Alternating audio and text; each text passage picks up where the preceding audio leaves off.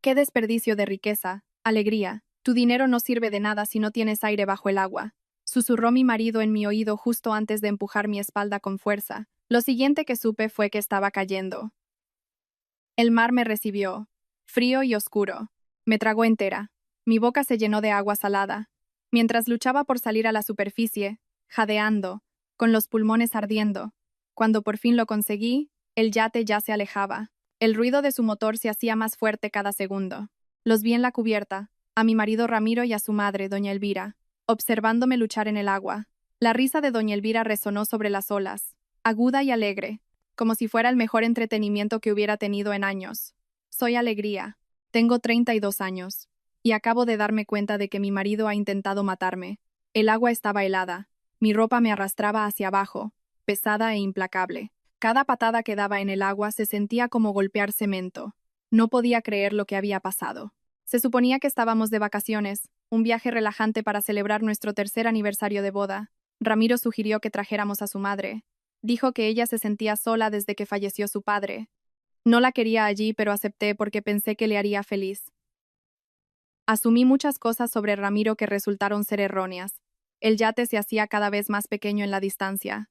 No iban a volver, eso estaba claro. Me dolían los brazos. Mientras flotaba, intentando mantenerme a flote, intentando pensar. La costa de Ibiza estaba a mi espalda, pero no podía verla. Océano infinito en todas direcciones. El pánico me atenazó la garganta, amenazando con hundirme más rápido que el propio agua. Soy una emprendedora en biotecnología. Construí mi empresa desde cero. La convertí en un imperio valorado en 2.500 millones de euros. Me he enfrentado a adquisiciones hostiles, guerras de patentes e inversores que pensaban que una mujer no podía dirigir una compañía farmacéutica. Me he enfrentado a salas de juntas llenas de hombres que querían verme fracasar. Pero nada de eso me había preparado para este momento. Sola en el océano, abandonada por el hombre en quien había confiado todo. Ramiro y yo nos conocimos hace 5 años en una conferencia médica en Madrid. Era encantador, atento, trabajaba como consultor para startups del sector salud. Decía todas las cosas correctas. Me hacía reír cuando el estrés de dirigir mi empresa parecía abrumador. Parecía diferente de lo soportable. Desde el momento en que nos conocimos, dejó claro que yo no era suficiente para su precioso hijo. Ella creció con dinero. Se casó con más dinero y creía que la riqueza era algo que se heredaba, no se ganaba. El hecho de que yo hubiera construido mi fortuna con trabajo real la ofendía a un nivel fundamental. Me llamaba nueva rica, como si fuera una enfermedad. Le dijo a Ramiro que se estaba casando por debajo de su nivel. Pero él se casó conmigo de todos modos. Y pensé que eso significaba algo. Pensé que el amor había ganado. El agua estaba más fría ahora. Mis dedos se estaban entumeciendo. Me obligué a seguir moviéndome, a mantenerme a flote. En algún lugar de mi mente, una voz gritaba que iba a morir aquí. Pero otra voz, la que había construido una empresa multimillonaria contra todo pronóstico, se negaba a aceptarlo. Repasé los últimos meses, buscando señales que había pasado por alto. Ramiro había estado diferente últimamente. Más distante, empezó a hacer preguntas sobre mi negocio, sobre la estructura de mis activos, sobre lo que pasaría con todo. Si algo me sucediera, pensé que estaba preocupado por el futuro, por proteger lo que habíamos construido juntos. Ahora entendía que lo estaba planeando cómo quitármelo todo. Doña Elvira también estaba en el plan. Eso quedó claro cuando recordé la mañana. Insistió en que subiera a cubierta para ver los delfines. Ramiro me esperaba allí, con el rostro inexpresivo. Cuando me paré junto a la barandilla mirando el agua, sentí su presencia detrás de mí. Y luego esas palabras en mi oído, tan frías y casuales, como si estuviera comentando el tiempo en lugar de poner fin a mi vida.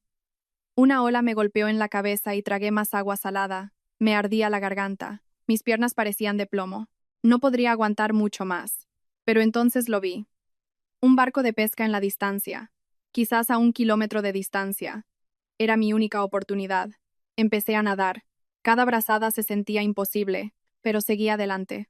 El barco de pesca se hizo más grande. Pude ver gente en la cubierta. Intenté gritar, pero mi voz era un susurro, ahogada por el océano y el agotamiento. Agité los brazos, chapoteando, desesperada porque me vieran. Alguien señaló en mi dirección. El barco cambió de rumbo.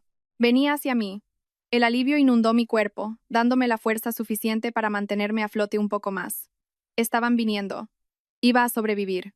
Cuando el barco de pesca se acercó y unas manos fuertes se extendieron para sacarme del agua, me hice una promesa. Ramiro y doña Elvira pensaban que habían ganado. Pensaban que estaba muerta. Pensaban que podían tener todo por lo que había trabajado. No tenían ni idea de lo que se les venía encima. No solo iba a sobrevivir, iba a destruirlos a ambos. Los pescadores que me rescataron eran un padre y un hijo de Menorca, que habían salido a faenar por la noche. Me envolvieron en una manta, pero no podía dejar de temblar. Vomité agua salada, junto con lágrimas que no sabía si eran de miedo o del dolor de la traición. Crecí en un pueblo costero. Estaba acostumbrada a nadar en aguas bravas, pero casi me había rendido. Cuando preguntaron si necesitaba un hospital, negué con la cabeza mientras me secaba la cara. Poco a poco, mi llanto se convirtió en rabia. Lo que necesitaba era un teléfono y una forma de volver a la costa que no implicara ningún informe oficial. El padre, cuyo nombre era Sebastián, me miró con comprensión en sus ojos. Había visto suficiente en sus 60 años para reconocer a alguien que no quería preguntas. ¿Huyes de algo?, preguntó en voz baja mientras su hijo conducía el barco de vuelta a la costa. No, corro hacia algo. Le corregí. Venganza. Él asintió como si eso tuviera perfecto sentido. Su hijo me prestó su móvil e hice 3 llamadas. La primera fue a mi jefa de seguridad, la señora Balbuena, una ex policía que había estado con mi empresa desde el principio. La segunda fue a mi abogado, el letrado Montes, un jurista brillante especializado en el tipo de batalla legal en la que estaba a punto de embarcarme. La tercera fue a mi mejor amiga y socia de negocios, Inés, una química genial que me ayudó a construir nuestro imperio farmacéutico y que haría cualquier cosa para ayudarme ahora. Les conté lo que Ramiro y doña Elvira habían hecho. Les dije que necesitaba llegar a casa sin que nadie supiera que estaba viva, y les dije que se prepararan para una guerra. Cuando el barco de pesca llegó a un muelle privado propiedad de Inés, ella ya estaba esperando con ropa seca, un nuevo teléfono de prepago y un coche con los cristales tintados. Me abrazó tan fuerte que pensé que me iba a romper las costillas. Las lágrimas corrían por su rostro. Creía que estabas muerta, susurró. Cuando Ramiro llamó a Salvamento Marítimo, informó que te habías caído por la borda y te habías ahogado. Pensé que te había perdido. Llamó a Salvamento Marítimo. ¡Qué audaz! Estúpido, pero audaz.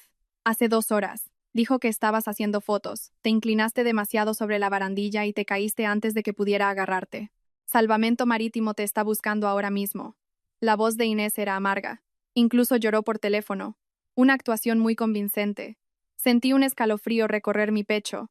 Ramiro ya estaba interpretando el papel del viudo afligido, lo que significaba que se movería rápido para asegurar mis activos. Mucho antes de que se pudieran hacer preguntas. Bajo nuestro régimen de separación de bienes, que insistí en firmar a pesar de sus protestas, él no heredaría directamente. Pero si yo moría, mis acciones en la empresa quedarían bloqueadas en la sucesión y, como mi viudo, tendría una influencia considerable sobre la gestión interina, suficiente para malversar, suficiente para destruir lo que había construido, suficiente para enriquecerse él y su madre mucho antes de que la justicia se diera cuenta. Pero aquí estaba lo que Ramiro no sabía. Había actualizado mis documentos de sucesión 6 meses antes. Un cúmulo de sospechas sobre su repentino interés en mis finanzas me había llevado a tomar precauciones. Ahora, si yo moría, todo iría a un estricto fideicomiso corporativo controlado por la señora Balbuena y el letrado Montes, con Inés como albacea suplente. Ramiro no vería un solo céntimo. Sería investigado a fondo antes de recibir nada. No le había contado los cambios porque todavía esperaba estar equivocada sobre él. No estaba equivocada. Simplemente no me había dado cuenta de lo lejos que estaba dispuesto a llegar. Inés me llevó a una casa de seguridad que mantenía para este tipo de emergencias. Todo empresario de éxito en una industria volátil tiene planes de contingencia para el espionaje corporativo, las adquisiciones hostiles y las amenazas personales. Nunca pensé que me estaría escondiendo de mi propio marido. Dentro de la casa de seguridad, la señora Balbuena esperaba con el letrado Montes. Ya habían empezado a reunir lo que necesitábamos. Las imágenes de seguridad del rastreador GPS del yate mostraban su ruta exacta. Ramiro había desactivado las cámaras del yate antes de que saliéramos del puerto deportivo. Otra prueba incriminatoria. Los registros telefónicos mostraban las llamadas entre Ramiro y doña Elvira durante los últimos 3 meses, que coincidían perfectamente con la cronología de sus preguntas sobre mis bienes. Pero el verdadero tesoro estaba en los registros financieros que la señora Balbuena había obtenido. Mi jefa de seguridad tenía acceso a todo. Parte de su trabajo era protegerme del robo corporativo. Lo que descubrió me heló la sangre. Ramiro me había estado robando durante más de 1 año, pequeñas cantidades al principio, cuidadosamente ocultas a través de una red de sociedades fantasma. Pero el robo se había acelerado en los últimos meses. Había desviado casi 1 millón de euros de varias cuentas, siempre manteniéndose por debajo del umbral que activaría una auditoría automática. Lo ha estado planeando durante mucho tiempo, dijo sombríamente el letrado Montes, extendiendo las impresiones sobre la mesa. Estas corporaciones ficticias tienen cuentas ocultas en Hong Kong y propiedades inmobiliarias en la zona de las Cuatro Torres. Pero las he rastreado hasta cuentas controladas por doña Elvira. Ella le estaba ayudando a ocultar el dinero. ¿Cuánto más planeaba llevarse?, pregunté, aunque ya sabía la respuesta. Todo, dijo la señora Balbuena sin rodeos. Había establecido un esquema para liquidar tus activos personales después de tu muerte. Con los documentos falsificados correctos y las conexiones sociales de doña Elvira en el mundo bancario, podría haber movido miles de millones antes de que nadie se diera cuenta. Habrían hecho falta años de investigación y para entonces el dinero sería irrastreable. Me dejé caer pesadamente en una de las sillas. Todo el peso de la traición me golpeó. No fue un crimen pasional ni un momento de debilidad. Ramiro me había cortejado, se había casado conmigo, había fingido amarme durante 5 años. Todo para robarme y dejarme morir en el océano. Y su madre le había ayudado en cada paso. Inés me apretó el hombro. Haremos que paguen por esto. ¿Qué quieres hacer? Miré las pruebas esparcidas sobre la mesa. Los datos del GPS que mostraban dónde Ramiro me había tirado por la borda. Los registros financieros que probaban el robo. Los registros de llamadas que demostraban la conspiración. Tenía todo lo que necesitaba para enviarlos a ambos a prisión por décadas. Pero la prisión era demasiado limpia, demasiado simple. Quería que sintieran lo que yo sentí en ese océano, impotencia y terror. Ver cómo todo lo que valoraban se desvanecía sin poder hacer nada para detenerlo. Quiero ir a casa, dije en voz baja. Quiero estar allí cuando Ramiro entre por la puerta. Mi casa es una finca de 3.000 metros cuadrados en La Moraleja. Una obra maestra moderna de cristal y acero con vistas a la ciudad. La diseñé yo misma. Cada detalle perfecto. Cada habitación un testimonio de mis logros. A Ramiro le encantaba. Cuando se mudó después de la boda, le encantaban muchas cosas de mi éxito. La casa, los coches, el jet privado, el estatus social. Lo que nunca amó fue el trabajo que se necesitó para construir esas cosas, o la mujer que lo hizo. La señora Balbuena me llevó a la puerta privada después del anochecer. La casa estaba iluminada desde dentro. Pude ver movimiento. Ramiro y doña Elvira estaban en casa, probablemente celebrando, probablemente gastando mi dinero en sus mentes, planeando su opulento futuro. La idea me hizo sonreír, una sonrisa fría y afilada. ¿Estás segura de esto?, preguntó la señora Balbuena, aparcando en la sombra cerca de la casa de invitados. Podríamos manejar esto a través de los canales legales, una forma más limpia. No habrá nada limpio en lo que vamos a hacer, le dije. Pero será exhaustivo. Habíamos pasado la tarde planeando cada detalle. El letrado Montes había presentado mociones cautelares en los juzgados y contactado con el Servicio de Prevención de Blanqueo de Capitales para congelar todas las cuentas bancarias asociadas con Ramiro y doña Elvira, incluidas las sociedades fantasma. Por la mañana no podrían acceder ni a un céntimo. También redactó las querellas criminales y entregó copias a la Fiscalía de la Ciudad, a la UDEF de la Policía Nacional y a la Comisión Nacional del Mercado de Valores. Las investigaciones comenzarían de inmediato, incluso antes de que Ramiro supiera que estaba viva. Inés usó sus conexiones en la empresa para bloquear a Ramiro de todos los sistemas, todas las bases de datos, cada fragmento de información que pudiera intentar acceder o destruir. Sus credenciales de empleado fueron revocadas, su cuenta de correo electrónico, suspendida, su tarjeta de acceso, desactivada. Si intentaba entrar en nuestras oficinas, la seguridad lo escoltaría afuera. También alertó a la junta directiva sobre el robo, y votaron por unanimidad para procesarlo con todo el peso de la ley. Pero esos eran solo los pasos prácticos. Mi plan para esta noche era personal. Caminé hacia mi propia puerta y usé mi llave. La alarma no sonó. Ramiro debió haberla desactivado. ¡Qué descuidado! Me moví silenciosamente por el vestíbulo de mármol, siguiendo el sonido de las voces hacia el salón. Estaban bebiendo mi vino. Un Vega Sicilia de 300 euros la botella de mi bodega, brindando entre ellos con copas de cristal. Por alegría, dijo Ramiro, levantando su copa con una sonrisa burlona. Que descanse en paz e ignorancia. Doña Elvira se rió. El mismo sonido agudo que había escuchado desde el yate. Todavía no puedo creer que realmente lo hicieras. Pensé que te acobardarías en el último momento. Fue más fácil de lo que esperaba, dijo Ramiro con indiferencia, como si estuviera discutiendo una transacción de negocios en lugar de un asesinato. Confiaba en mí por completo. Nunca sospechó nada. Incluso cuando le pregunté sobre su testamento, solo sonrió y dijo que quería asegurarse de que yo estuviera cuidado. Negó con la cabeza, divertido por mi estupidez. Realmente pensaba que la amaba. Esas mujeres siempre son así, dijo doña Elvira, recostándose más en mi sofá de cuero. Hacen sus fortunas, creen que son tan inteligentes, pero están desesperadas por la validación de un hombre. Solo tienes que seguirles el juego el tiempo suficiente. Y ahora todo lo que construyó es nuestro. Bueno, principalmente tuyo, corrigió Ramiro. Yo seré el viudo afligido incapaz de manejar los asuntos de negocios por sí mismo. Tú intervendrás como CEO interina. Con tus conexiones en la Junta, liquidaremos todo discretamente en los próximos 2 años y luego estaremos listos para toda la vida. Para cuando alguien se dé cuenta de lo que pasó, estaremos viviendo en Suiza con nuevas identidades y más dinero del que podríamos gastar en 10 vidas. Entré en la habitación.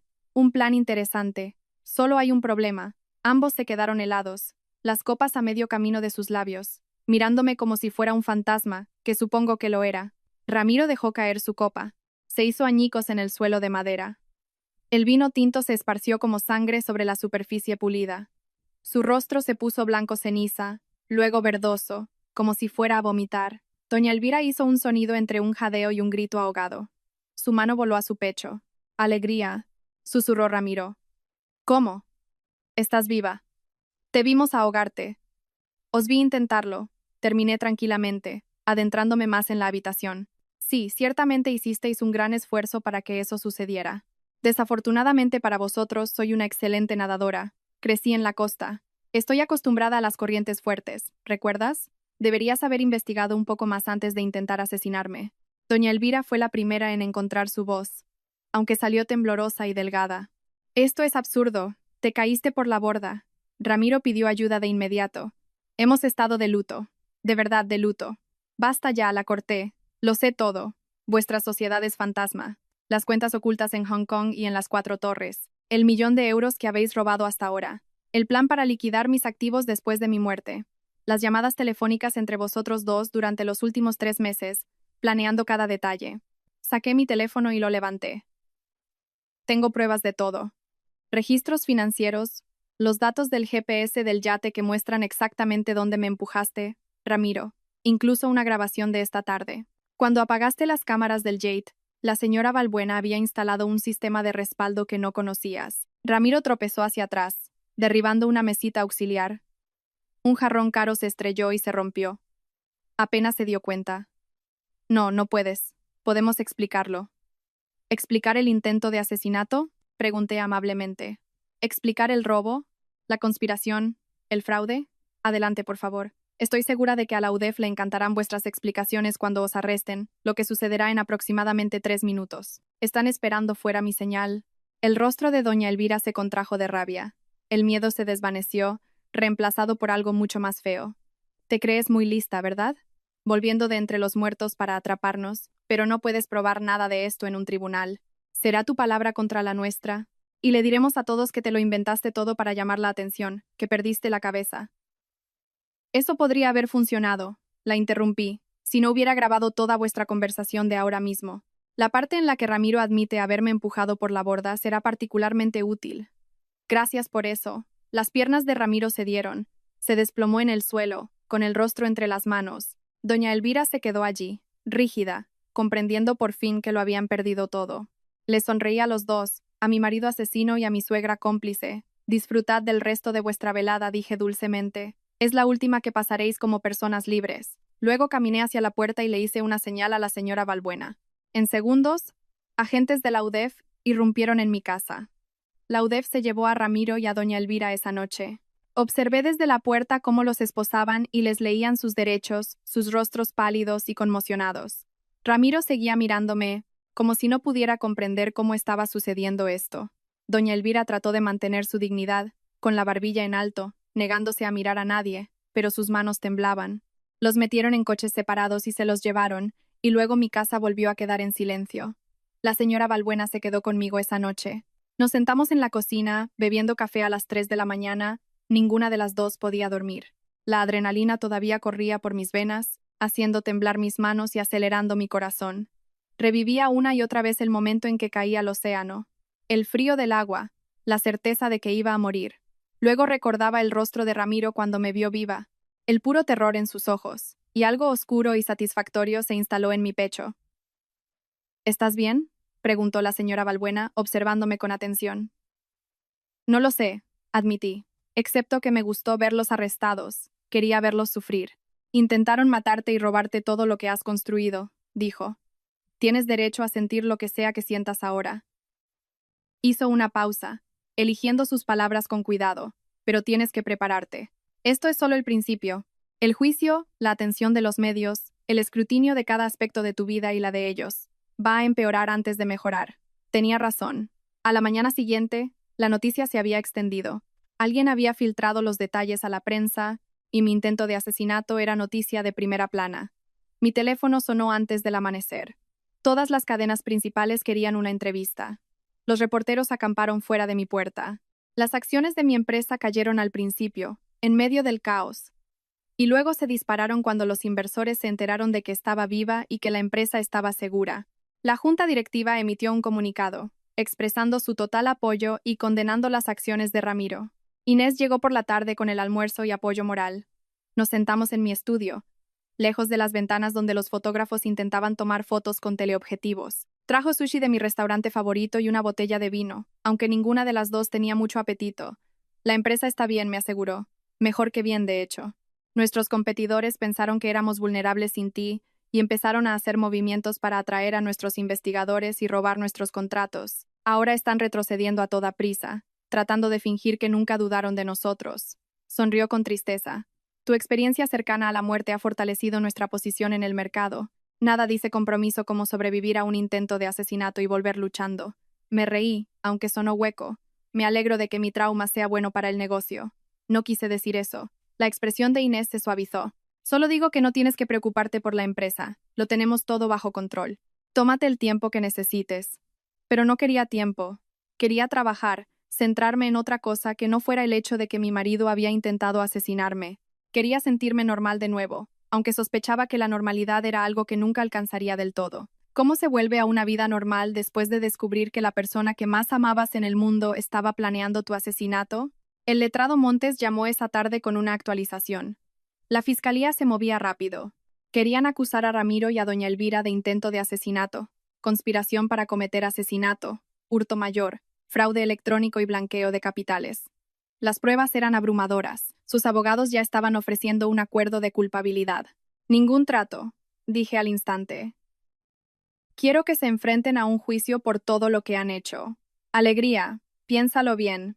Un juicio significa meses de tu vida consumidos por los procedimientos judiciales. Significa testificar en detalle sobre tu relación con Ramiro, tener cada aspecto de tu matrimonio examinado en público. Sus abogados defensores atacarán tu credibilidad. Sugerirán que estás mintiendo o exagerando. Intentarán pintarte como una empresaria controladora y paranoica que llevó a Ramiro a la desesperación. No será agradable. No me importa, dije con firmeza. Intentaron matarme, letrado Montes. Lo planearon durante meses, robaron millones y se habrían llevado todo si yo hubiera muerto de verdad. Quiero que un jurado escuche exactamente lo que hicieron. Quiero que conste en el registro público. Él suspiró, pero no discutió más. Muy bien. Informaré a la fiscalía de que rechazamos cualquier acuerdo de culpabilidad. Prepárate para que esto se ponga feo. No tenía ni idea de lo feo que se iba a poner.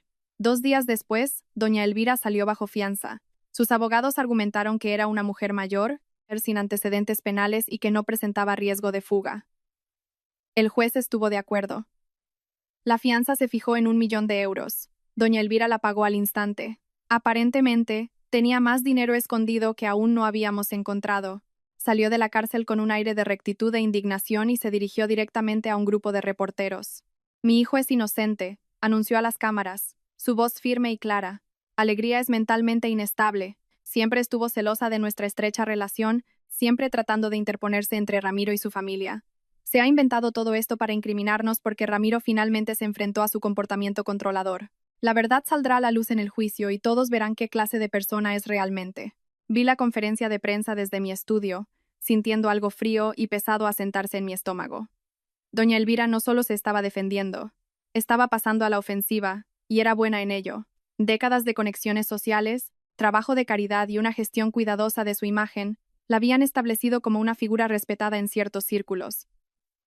Sabía cómo hacerse la víctima, cómo parecer simpática. La cobertura de los medios cambió de inmediato. De repente, había artículos que cuestionaban mi versión de los hechos. editoriales de opinión sobre mujeres ricas que utilizaban acusaciones contra los hombres, entrevistas con personas que apenas me conocían, declarando que era fría, calculadora, obsesionada con el control. Alguien desenterró a un antiguo rival de negocios al que había demandado años antes. Una demanda que él había perdido estrepitosamente, y salió en televisión diciendo que yo había arruinado su empresa por despecho. La vista para la fianza de Ramiro estaba programada para la semana siguiente. Sus abogados presentaron mociones argumentando que debía ser puesto en libertad en espera de juicio.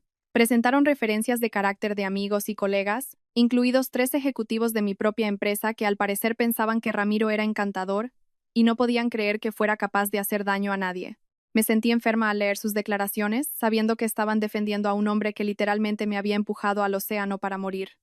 Llamé a Inés de inmediato. Mi primera orden al volver: despedir a esos 3 ejecutivos. No quiero serpientes en mi propia empresa. Hecho, respondió Inés, con una sonrisa afilada en su voz. Ya tengo listos sus papeles de despido.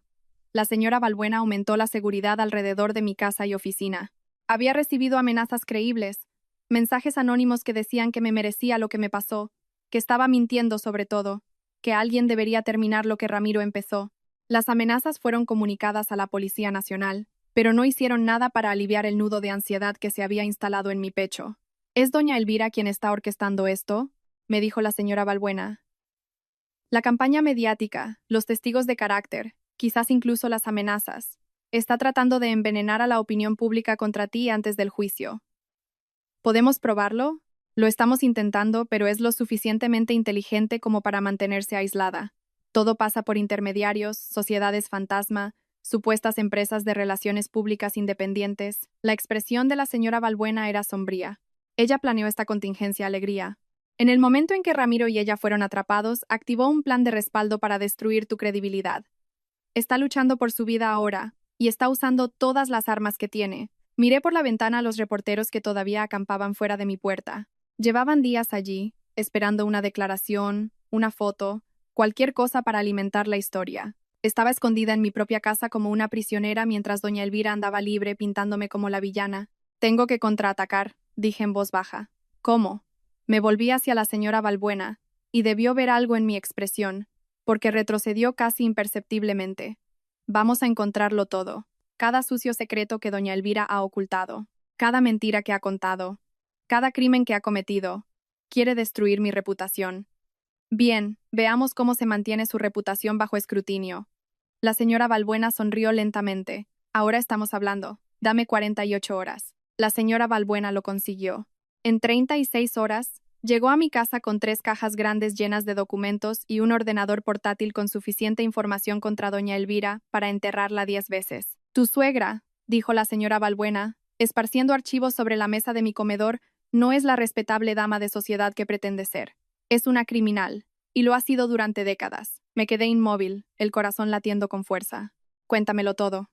Empecemos por su difunto marido, el padre de Ramiro.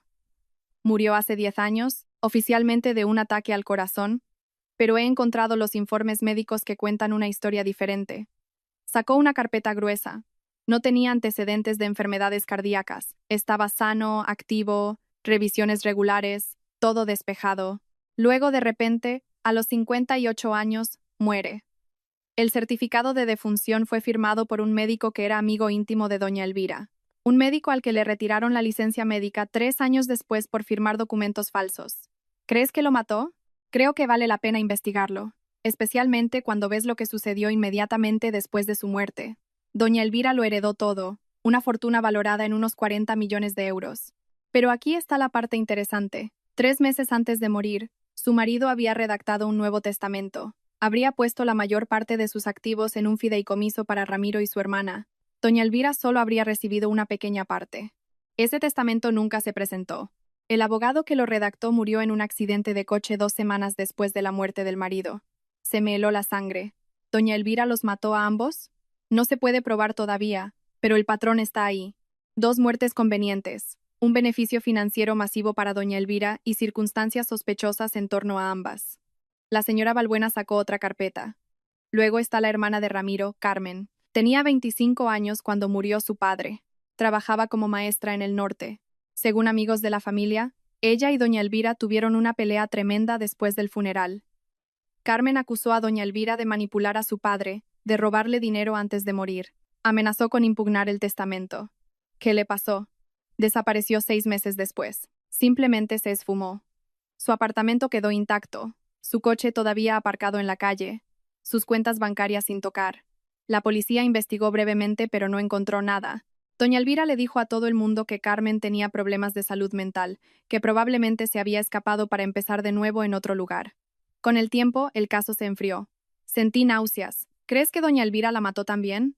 Creo que Carmen sabía demasiado y se convirtió en un problema. La expresión de la señora Balbuena era dura. La he estado buscando durante 2 días. No hay uso de tarjetas de crédito, ni declaraciones de impuestos, ni presencia en redes sociales, ni rastro de ella en ninguna parte en los últimos 10 años. O está viviendo completamente fuera de la red con una nueva identidad, o está muerta. Mi dinero está en lo segundo. La habitación se sintió helada. Me abracé, tratando de procesar lo que estaba escuchando. Sabía que doña Elvira era cruel, manipuladora. Pero, ¿asesinato? ¿Asesinatos múltiples? ¿Y Ramiro? ¿Lo sabía? ¿Ayudó a su madre a matar a su propio padre y a su hermana? Hay más, dijo la señora Balbuena en voz baja. Doña Elvira ha estado dirigiendo una sofisticada operación de fraude durante mucho tiempo. Sociedades fantasma, cuentas en el extranjero, esquemas de blanqueo de dinero. Ha estado robando de las organizaciones benéficas que preside, robando de los patrimonios que se le encomendó administrar, llevando a cabo estafas de seguros. He encontrado pruebas de al menos 20 empresas criminales distintas. Estamos hablando de cientos de millones en dinero robado. Abrió su portátil y me mostró hojas de cálculo, transferencias bancarias, documentos falsificados. La escala de la actividad criminal de doña Elvira era asombrosa. Había estado operando con impunidad durante décadas, protegida por su estatus social y sus relaciones cuidadosamente cultivadas con personas ricas y poderosas, que nunca sospecharon que la elegante dama de sociedad les estaba robando. ¿Cómo es que nadie la atrapó antes? Es brillante en esto. Cada esquema está aislado de los demás, operado a través de diferentes redes, diferentes identidades. Tiene gente trabajando para ella que ni siquiera sabe que trabaja para ella. Y tiene información comprometedora sobre suficientes personas poderosas para asegurar su silencio si alguna vez se enteraran. La señora Balbuena sacó otro archivo. Un par de jueces corruptos, 2 diputados y un alto funcionario del Ministerio de Justicia. He encontrado pruebas de chantaje, soborno y coacción que se remontan a 15 años. Miré las pruebas esparcidas sobre mi mesa. Ya no se trataba solo de mi intento de asesinato. Se trataba de una vasta conspiración criminal que había estado operando a plena vista durante décadas. Doña Elvira había arruinado vidas, robado fortunas, posiblemente cometido múltiples asesinatos, y se había salido con la suya porque sabía cómo manipular el sistema y a las personas que lo dirigen. Tenemos que llevar esto a la UDEF, dije, no a la oficina local. Esto es demasiado grande. Necesitamos a alguien que pueda investigar sin interferencias de las conexiones de doña Elvira. La señora Balbuena asintió. Ya he hablado con un contacto en la División de Delitos de Cuello Blanco de la UDEF en Madrid. Es limpio, incorruptible, con reputación de derribar a criminales poderosos. Está interesado, pero necesita más de lo que tenemos. Necesitamos a alguien dentro de la operación de doña Elvira para que testifique. Alguien que pueda autentificar estos documentos y explicar cómo funcionaban los esquemas. ¿Quién? Ramiro, dijo la señora Balbuena simplemente. Ha estado ayudando a su madre durante años. Sabe dónde están enterrados todos los cadáveres, literal y figuradamente. Si podemos darle la vuelta, conseguir que testifique contra doña Elvira a cambio de una sentencia reducida, podemos acabar con ella. Sentí un nudo en el pecho. Ramiro intentó matarme. Merece pudrirse en la cárcel el resto de su vida. La idea de ofrecerle cualquier tipo de trato me daban ganas de gritar. Pero si significaba destruir a doña Elvira, exponer todo lo que había hecho, hacer justicia para Carmen y todas sus otras víctimas. Concerta una reunión con su abogado, dije finalmente. Veamos si Ramiro valora más su libertad que a su madre. La señora Balbuena sonrió con frialdad. Esto va a ser divertido.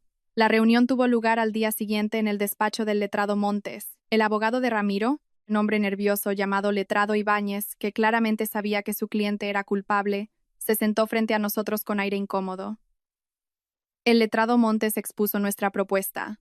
Ramiro proporcionaría un testimonio detallado sobre las operaciones criminales de doña Elvira, ayudaría a la UDEF a construir casos contra sus cómplices y cooperaría plenamente en la investigación sobre la muerte de su padre y la desaparición de su hermana. A cambio, recomendaríamos una sentencia reducida en el caso de intento de asesinato, 15 años en lugar de cadena perpetua, con posibilidad de libertad condicional. El letrado Ibáñez habló con Ramiro durante 1 hora en una sala de conferencias. Esperé en el despacho del letrado Montes, bebiendo café y tratando de ignorar el nudo en mi estómago. No quería que Ramiro consiguiera ningún tipo de trato. Quería que sufriera, pero la señora Balbuena tenía razón. Sin alguien de dentro de la organización de doña Elvira, puede que nunca probáramos todo lo que había hecho. Era demasiado buena cubriendo sus huellas. Finalmente, el letrado Ibáñez regresó.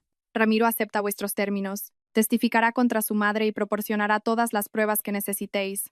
Pero tiene una condición adicional. ¿Qué condición?, preguntó bruscamente el letrado Montes. Quiere hablar con Alegría, a solas. Solo 5 minutos. Sentí mis manos apretarse en puños. Absolutamente no. No es negociable, dijo el letrado Ibáñez. Si queréis su cooperación, necesita deciros algo primero. Insiste en que es vital. La señora Balbuena empezó a protestar, pero levanté una mano. De acuerdo. 5 minutos. Pero usted se queda en la habitación todo el tiempo, señora Balbuena. Y si intenta algo, tiene mi permiso para abatirlo. Ella sonrió con ironía. Con mucho gusto. Trajeron a Ramiro, vestido con un mono naranja y esposado. Tenía un aspecto terrible. Más delgado de lo que lo había visto nunca, con ojeras oscuras bajo los ojos. Su pelo, normalmente perfecto, estaba sucio y revuelto. La cárcel no le sentaba bien. Bien. La señora Balbuena se apostó junto a la puerta, con la mano apoyada casualmente en su arma. El letrado Montes se sentó a mi lado, con un bloc de notas listo. Ramiro se sentó frente a nosotros, sus esposas resonando en la mesa de metal. Durante un largo momento, solo me miró, su expresión ilegible. Tienes 5 minutos, dije fríamente. Di lo que tengas que decir. Lo siento. Su voz era un susurro. Alegría. Lo siento mucho por todo. Sé que eso no significa nada ahora. Sé que no puedo deshacer lo que hice, pero tienes que saber que nunca quise hacerte daño. Nunca quise nada de esto. Sentí la ira bullir en mi pecho. Me empujaste de un yate al océano abierto. Me susurraste no puedes comprar aire bajo el agua en mi oído mientras lo hacías. ¿Qué parte de eso no implicaba querer hacerme daño? Fue mi madre, dijo desesperadamente inclinándose hacia adelante. Me ha controlado toda mi vida.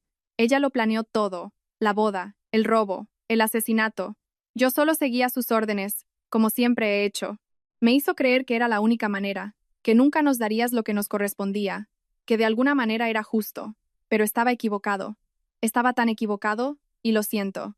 No te arrepientes de haber intentado matarme, dije, mi voz firme a pesar de la furia que me consumía. Te arrepientes de que te hayan pillado. Hay una diferencia. El rostro de Ramiro se contrajo como si lo hubiera abofeteado. Eso no es verdad. He pensado en ello todos los días desde que me arrestaron, en lo que te hice, en lo asustada que debiste estar en esa agua. No puedo dormir.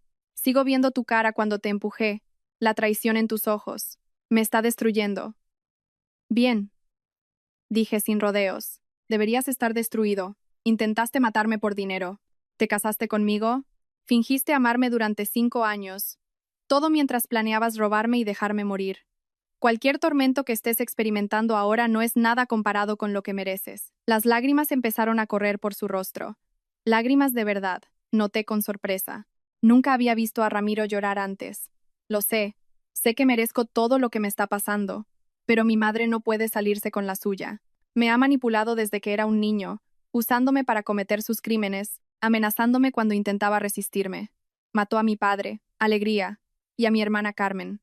También la mató. Ayudé a encubrirlo porque estaba demasiado asustado para decirle que no, pero no puedo vivir con esa culpa por más tiempo. Estudié su rostro, buscando señales de engaño. ¿Por qué debería creerte algo de lo que dices? Te enfrentas a cadena perpetua. Por supuesto que culparías a tu madre y te harías la víctima, porque tengo pruebas, dijo apresuradamente. Lo he estado documentando todo durante años. Cada crimen, cada esquema, cada asesinato. He escondido archivos en lugares que mi madre no conoce. Un seguro, por si alguna vez intentaba sacrificarme. Planeaba usarlos para escapar de ella algún día, para empezar de nuevo en un lugar donde no pudiera encontrarme. Pero ahora quiero usarlos para destruirla. El letrado Montes se inclinó hacia adelante, interesado a su pesar. ¿Qué tipo de archivos? ¿Registros financieros? ¿Grabaciones de conversaciones donde admite los crímenes? Pruebas sobre la muerte de mi padre. Cartas que mi madre le escribió al médico que falsificó el certificado de defunción, discutiendo el pago por su cooperación. Información sobre la desaparición de Carmen, incluida una grabación de mi madre admitiendo que la mandó matar y dónde está enterrada. La voz de Ramiro temblaba ahora. Puedo daros todo. Cada persona a la que ha chantajeado, cada crimen que ha cometido, cada secreto que guarda. Puedo entregaros toda la operación de mi madre y verla arder. Pero necesito algo a cambio. Ya tienes un trato, dije. 15 años en lugar de cadena perpetua. No me refiero a la reducción de la sentencia, me refiero a protección. Ramiro miró a la señora Valbuena, luego de nuevo a mí. Mi madre tiene conexiones en todas partes. Si se entera de que voy a testificar contra ella, me matará. Necesito ser un testigo protegido, bajo el programa de protección de testigos. Conoces la influencia de mi madre. Hará que me maten en la cárcel antes de que empiece el juicio. Quiero vivir, eso es lo que quiero, a cambio de destruirla. La habitación quedó en silencio. Miré al letrado Montes, que tomaba notas furiosamente. La señora Valbuena estaba de brazos cruzados, su expresión escéptica pero pensativa. «Te das cuenta de que si estás mintiendo», dijo la señora Valbuena tranquilamente. «Si nos llevas a una búsqueda inútil y nos haces perder el tiempo con pruebas falsas, tu trato desaparecerá y volverás a enfrentarte a cadena perpetua por intento de asesinato». «No estoy mintiendo». Ramiro la miró fijamente. «He odiado a mi madre durante mucho tiempo. Ha hecho de mi vida un infierno. Esta es mi oportunidad de librarme de ella para siempre. Incluso si eso significa pasar 15 años en una celda, merecerá la pena». Quería sentir algo por él. Piedad, empatía, justificación, pero no sentí nada más que vacío. Este hombre había sido mi marido. Había compartido mi vida con él, confiado en él, creído que teníamos un futuro. Ahora era solo un criminal negociando para salvarse, y no podía encontrar en mí misma la capacidad de preocuparme por su sufrimiento. «Danos las pruebas», dije finalmente. «Todas. Si son legítimas, si cooperas plenamente con la investigación de la UDEF y testificas contra tu madre, me aseguraré de que obtengas tu protección de testigos. Pero si nos estás engañando, Ramiro, me aseguraré personalmente de que nunca más veas la luz del día. ¿Entendido?» Él asintió rápidamente. «Entendido. Gracias, Alegría». «Gracias». «No, lo corté. No me des las gracias. No te disculpes de nuevo. Solo haz lo que prometiste. Y quizás con el tiempo puedas vivir contigo mismo». Me levanté, señalando que la reunión había terminado. «Sacadlo de aquí». Mientras los guardias se llevaban a Ramiro, me volví hacia el letrado Montes y la señora Valbuena. «Decidme que podemos confiar en él. Su historia es coherente, por ahora», dijo la señora Valbuena. «Tendré que verificar las pruebas que promete, pero si realmente tiene grabaciones de doña Elvira confesando un asesinato, este caso se ha vuelto mucho más grande. Ya no se trata solo de tu intento de asesinato. Estamos hablando de derribar a una asesina en serie y a una operación de crimen organizado». El letrado Montes asintió de acuerdo. «La UDEF se lanzará sobre esto. Doña Elvira se ha ganado muchos enemigos poderosos a lo largo de los años.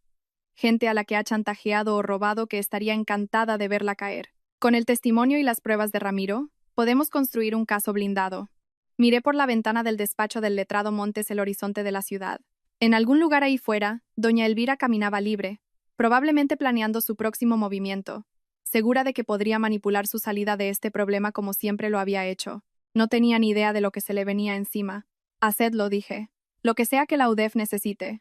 Los recursos que quieran, se los daré. Quiero a doña Elvira en la cárcel, de por vida. Quiero que muera allí, sola y olvidada, que todos sepan qué clase de monstruo es». La señora Valbuena sonrió. «Eso se puede arreglar». 2 semanas después, la UDEF arrestó a doña Elvira en una gala benéfica. Se la llevaron esposada delante de 500 de las personas más ricas e influyentes de Madrid. Su rostro, una máscara de sorpresa, rabia y humillación, fue capturado por una docena de fotógrafos y ocupó la primera plana de todos los periódicos del país. La investigación avanzó rápidamente después de eso.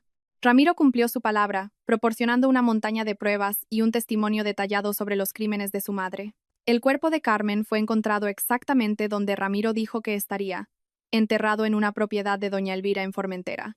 Las pruebas forenses confirmaron que había sido asesinada, estrangulada, y que su cuerpo había sido tratado con ácido para destruir pruebas. El médico forense dijo que llevaba muerta unos 10 años, coincidiendo con su desaparición. Las pruebas sobre el padre de Ramiro fueron igualmente condenatorias. Doña Elvira lo había envenenado lentamente durante 6 meses con una toxina que imitaba los síntomas de una enfermedad cardíaca. El médico que firmó el certificado de defunción falso fue arrestado e inmediatamente ofreció su propio testimonio sobre la participación de doña Elvira. Había sido coaccionado para cooperar. Doña Elvira tenía pruebas de una negligencia médica que él había cometido y amenazó con exponerlo a menos que ayudara a encubrir el asesinato. Los casos de malversación, fraude y blanqueo de dinero fueron igual de contundentes. Los archivos de Ramiro contenían registros detallados de cada esquema, cada víctima, cada euro robado. Los fiscales comenzaron a construir casos contra los cómplices de doña Elvira, muchos de los cuales aceptaron rápidamente acuerdos de culpabilidad a cambio de testificar contra ella. Su imperio criminal, cuidadosamente construido, se derrumbó como un castillo de naipes. El juicio se fijó para dentro de 6 meses. Doña Elvira rechazó todas las negociaciones de culpabilidad, insistiendo en su inocencia, alegando que Ramiro estaba mintiendo sobre todo para reducir su propia sentencia. Sus abogados intentaron todos los trucos posibles para suprimir las pruebas o desestimar los cargos. Nada funcionó. Me preparé para el calvario que me esperaba. Meses de testimonio, cobertura mediática, escrutinio público de la experiencia más traumática de mi vida. Pero estaba lista, porque esta vez no estaría luchando sola. El juicio comenzó una calurosa mañana de lunes de septiembre. El juzgado estaba rodeado de furgonetas de los medios y manifestantes, algunos apoyándome, otros, extrañamente, defendiendo a doña Elvira, convencidos de que estaba siendo incriminada por una nuera vengativa. Caminé entre la multitud con la señora Balbuena a mi lado, ignorando los gritos y los flashes de las cámaras. Dentro, la sala estaba abarrotada de espectadores, periodistas y familias de otras víctimas de doña Elvira que habían venido a ver cómo se hacía justicia. Doña Elvira estaba sentada en la mesa de la defensa, impecable con un traje sastre azul marino y su pelo plateado perfectamente peinado. Su expresión era serena y segura. Me miró cuando entré, y por un instante, vi pura rabia brillar en sus ojos antes de que la enmascarara de nuevo con una humilde inocencia. Sus abogados la rodeaban, un equipo de letrados caros especializados en defender a criminales ricos. Eran buenos, pero se enfrentaban a un caso imposible. La declaración de apertura de la acusación expuso todo el alcance de los crímenes de doña Elvira: intento de asesinato, 2 cargos de asesinato y parricidio por su marido e hija, y múltiples cargos de fraude, hurto, blanqueo de capitales y crimen organizado. La fiscal principal, una mujer brillante llamada fiscal Durán, explicó metódicamente cómo doña Elvira había pasado décadas construyendo un imperio criminal mientras se escondía detrás de una fachada de respetabilidad.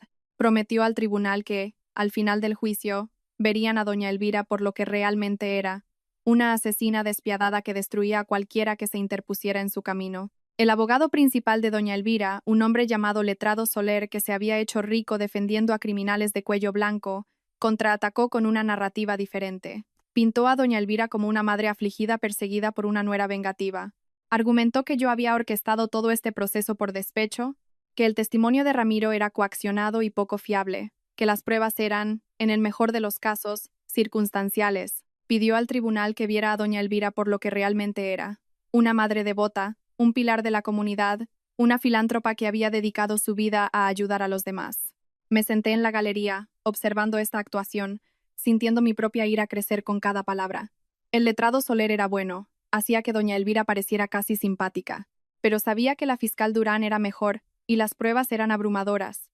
El caso de la acusación se desarrolló durante 3 semanas. Llamaron a los expertos forenses que habían examinado los restos de Carmen y confirmado que había sido asesinada.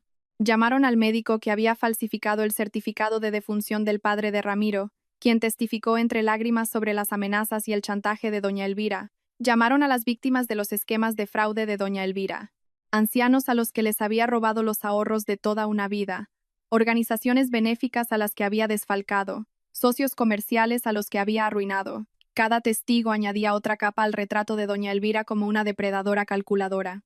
Ramiro testificó el 12º día. Tenía un aspecto diferente a la última vez que lo vi. La cárcel lo había envejecido. Había grabado líneas en su rostro que no estaban allí antes. Caminó hacia el estrado con la cabeza gacha, evitando el contacto visual con todos, especialmente con doña Elvira. Cuando finalmente miró a su madre, vi miedo en sus ojos. Incluso ahora, incluso aquí, todavía le tenía miedo. La fiscal Durán lo guió suavemente a través de su testimonio. Ramiro describió su infancia bajo el control de doña Elvira, cómo ella lo había preparado desde niño para que la ayudara a cometer sus crímenes. Habló de ver a su padre deteriorarse por el veneno, sin entender lo que estaba sucediendo hasta que fue demasiado tarde. Describió la noche en que doña Elvira le dijo que había mandado matar a Carmen, cómo lo había amenazado con incriminarlo por el asesinato si alguna vez hablaba. Su voz se quebró varias veces, y vi a algunos espectadores en la galería secándose los ojos. Luego testificó sobre mí, cómo doña Elvira me había señalado por mi riqueza, cómo le había ordenado que me cortejara, se casara conmigo y se ganara mi confianza. Admitió que doña Elvira había planeado mi asesinato durante más de un año, esperando la oportunidad perfecta. Describió la mañana en el yate, cómo doña Elvira le había instruido sobre qué decir, cómo empujarme sin dejar moratones que se vieran en una autopsia. Lloró cuando relató el momento de empujarme al mar, viéndome luchar en el agua, escuchando la risa de doña Elvira mientras se alejaban. Sabía que estaba mal, dijo, su voz apenas un susurro. Sabía que era un asesinato, pero tenía demasiado miedo de mi madre para negarme. Le he tenido miedo toda mi vida. El contrainterrogatorio del letrado Soler fue brutal. Atacó la credibilidad de Ramiro, sugiriendo que estaba mintiendo para obtener una sentencia reducida, señalando el acuerdo de culpabilidad que había aceptado. Pero Ramiro se mantuvo firme. Tenía pruebas que respaldaban todo lo que decía, grabaciones, documentos, registros bancarios. El letrado Soler no pudo hacer mella en su testimonio. Me llamaron al estrado el día 18. Se sintió surrealista pasar junto a doña Elvira. Esta mujer había intentado matarme, y ahora estaba sentada a 6 metros de ella, a punto de ayudar a enviarla a la cárcel de por vida. Las preguntas de la fiscal Durán fueron directas. Describí mi matrimonio con Ramiro, el viaje en yate, el momento en que me empujó por la borda. Hablé de nadar viéndolos alejarse, la certeza de que iba a morir. ¿Qué pasó por su mente en ese momento?, preguntó suavemente la fiscal Durán. Que había sido una idiota, dije. Mi voz firme a pesar de las emociones que se agitaban en mi interior, que había confiado en alguien que nunca me amó, que solo me vio como una fuente de dinero que podían robar. El contrainterrogatorio del letrado Soler intentó pintarme como una exesposa vengativa que exageraba los acontecimientos, pero los datos del GPS del yate, los informes médicos de mi rescate, las grabaciones que había hecho de Ramiro y doña Elvira, todo corroboraba mi testimonio. No pudo quebrarme. El caso de la acusación concluyó después de 3 semanas.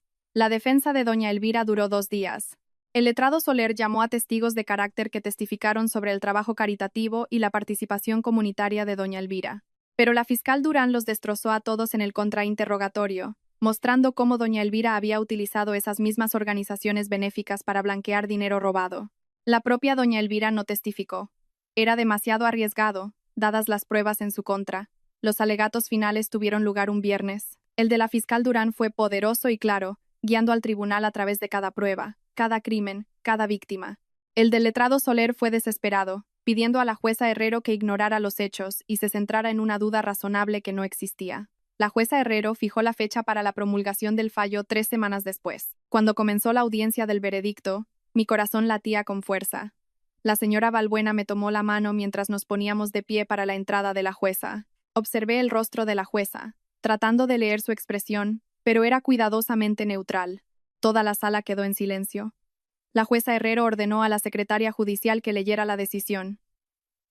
En el cargo de asesinato en grado de tentativa, ¿cómo encuentra a la acusada? Culpable. El rostro de doña Elvira se puso pálido. El letrado Soler le puso una mano en el hombro, pero ella se la quitó.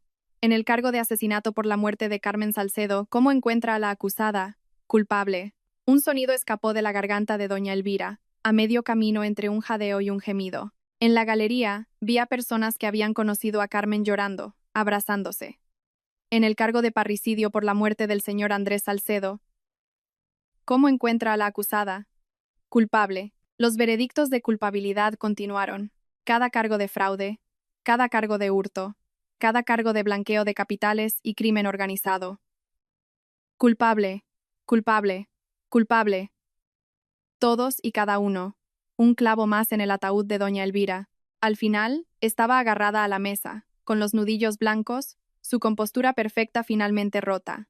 La jueza agradeció a todos los presentes y fijó la sentencia para dentro de 2 semanas. Mientras el alguacil se acercaba para llevar a doña Elvira de vuelta a la cárcel, finalmente perdió el control. Se abalanzó hacia mí, gritando: «Es todo culpa tuya. Has destruido a mi familia. Deberías haber muerto en ese océano como era debido». Los guardias la sujetaron mucho antes de que pudiera alcanzarme, pero sus palabras resonaron en la sala. Varios periodistas captaron en video su arrebato. Sería noticia en una hora, destruyendo cualquier simpatía residual que la gente pudiera haber sentido por ella. Fuera del juzgado, di una breve declaración a la prensa. Hoy se ha hecho justicia. Doña Elvira Salcedo es una asesina y una ladrona que ha arruinado innumerables vidas durante décadas. Agradezco al tribunal y a la jueza Herrero por ver a través de sus mentiras y hacerla responsable. Mi esperanza es que este veredicto traiga algo de paz a todas sus víctimas y sus familias. La fiscal Durán estaba a mi lado, profesional y satisfecha. Esta ha sido una de las acusaciones más extensas de las que he formado parte. Las pruebas eran abrumadoras y la jueza tomó la decisión correcta. Doña Elvira Salcedo pasará el resto de su vida en prisión, donde pertenece.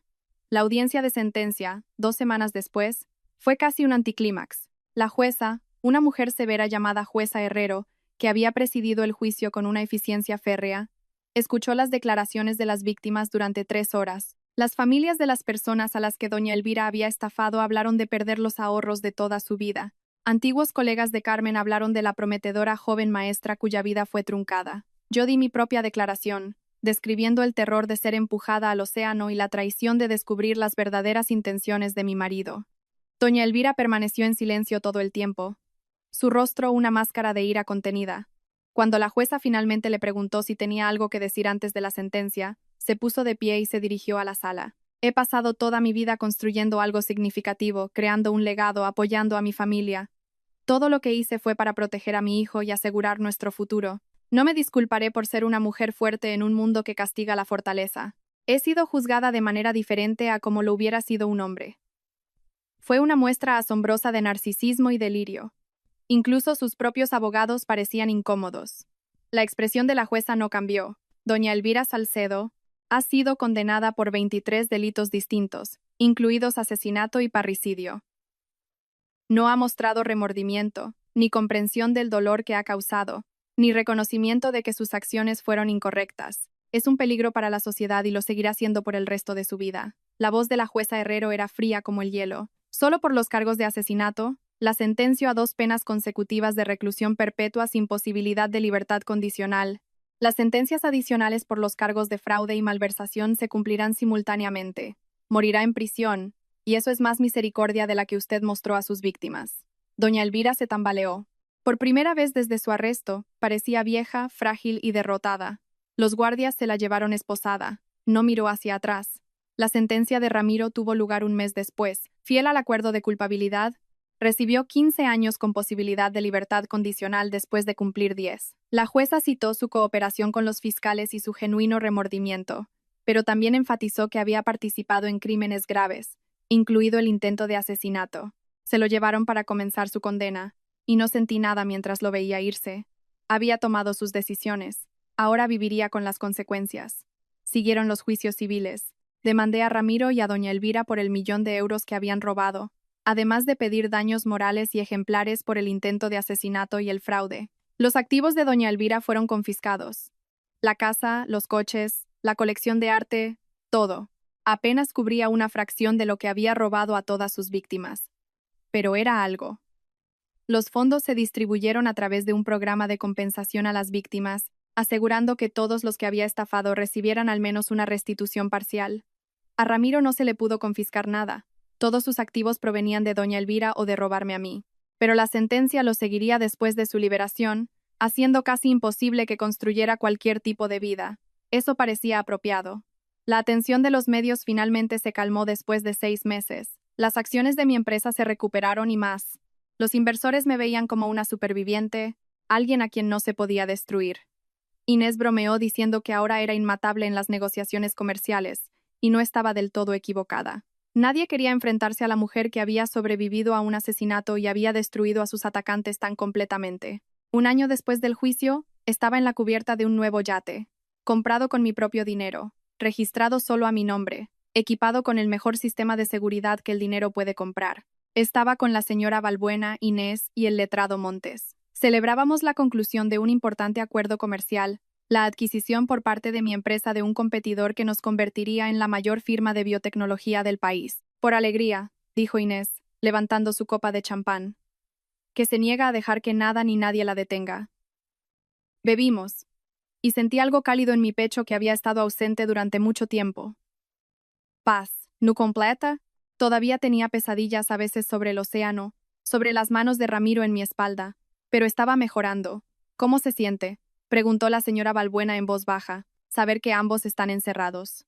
Reflexioné sobre la pregunta. Satisfecha, admití. Doña Elvira morirá en la cárcel.